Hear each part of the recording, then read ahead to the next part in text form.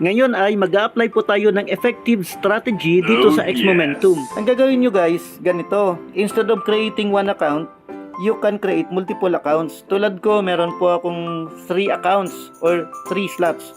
So, ganito po yung itsura. Ayan, nilagay ko rito yung U1, U2, and U3.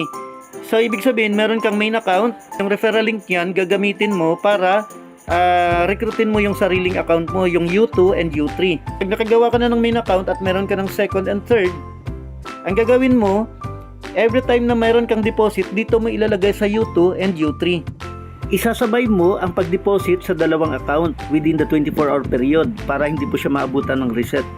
Kikita po yung main account mo ng direct referral na 10% and kikita rin ng another 10% yung main account sa U3. So, ibig sabihin, meron kang dalawang 10% or dalawang 10 matic or total of 20 na direct referral.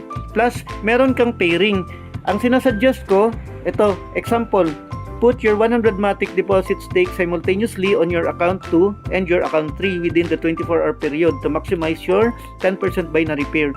Ibig sabihin, kung meron kayong new na i-deposit o kaya yung mga profits mo na withdraw from your different accounts, i-consolidate mo or ipunin mo, ilagay mo ngayon sa dalawang account mo sa ibaba. So, kung meron kang na-withdraw, example, 20 matic, ang gagawin mo, split mo yung 10 matic, i-encode mo, i-deposit mo sa U2, and yung another 10 matic, deposit mo sa U3.